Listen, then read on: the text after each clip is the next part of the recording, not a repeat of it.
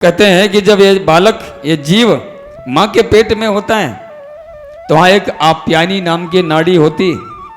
उस आप्यायनी नाम की नाड़ी से वो जो जीव है उसी से रस ग्रहण करता है और सुरक्षा की दृष्टि से वहाँ भी परमात्मा ने उसको व्यवस्थित कर दिया, उसकी व्यवस्था वहाँ पर भी कर दी। कई सब परमात्मा की व्यवस्था है। परमात्मा की व्यवस्था ऐसी है कि जब तक वो गर्भ में रहा तब उस नाड़ी के द्वारा उसको कुछ ना कुछ परमात्मा के द्वारा उस नाड़ी से खाने पीने की व्यवस्था, रस मिलता रहा।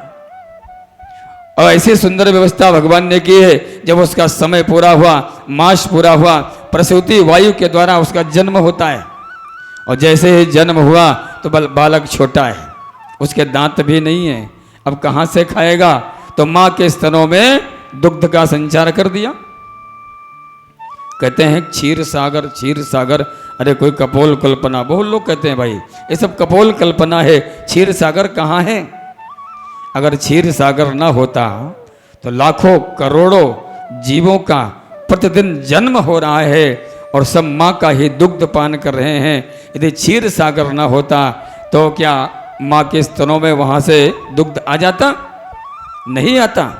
जैसे बालक पीने के लिए इच्छुक हुआ, माँ ने जो है वहाँ से भगवान ने जो है कनेक्शन कर दिया कि भैया जो है इसको, डॉक्टर भी आजकल कहते हैं कि माँ का दूध पिलाओ, बालक को माँ का दूध पिलाओ, ये स्वस्थ रहेगा।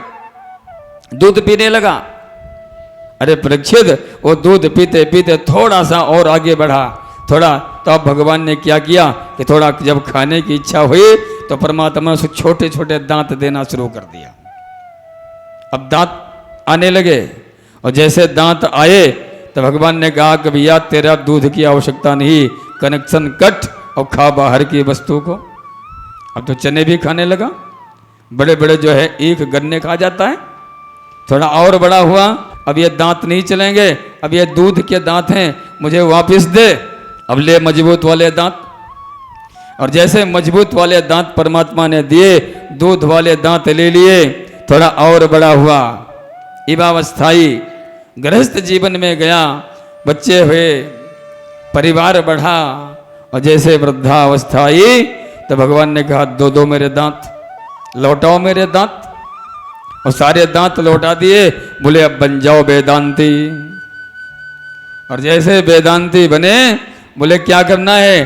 बोले बैठ करके ठाकुर जी का भजन करो।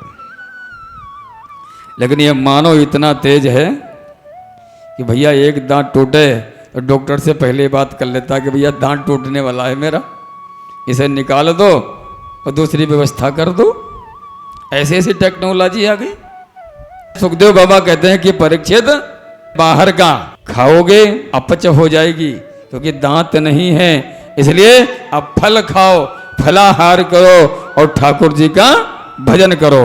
क्योंकि बुढ़ापा आने लगा है, मंदाग्नि पेट में पड़ने लगी, खट्टी मीठी डकारें भी आने लगी और कुछ खाएंगे तो पेट खराब हो जाएगा, इसलिए भजन करो। ये सब ठाकुर जी की व्यवस्था है। यदि ठाकुर जी की व्यवस्था ना होती तो संसार में इतने जीव हैं, कभी कोई भूखा सोया? सबको ऊपर वाला भूखा उठाता तो है, लेकिन भूखा कभी सुलाता नहीं है। बड़ा ही सुंदर सुखदेव बाबा ने परीक्षित जी महाराज को बड़ा सुंदर ज्ञान दिया। स्थूल रूप सुनाया, सगदेव मुक्ति सुनाई, कर्म मुक्ति सुनाई। निष्काम हो या सकाम, मानव को परमात्मा प्रभु श्रीमन नारायण की उपासना करनी ही करनी चाहिए।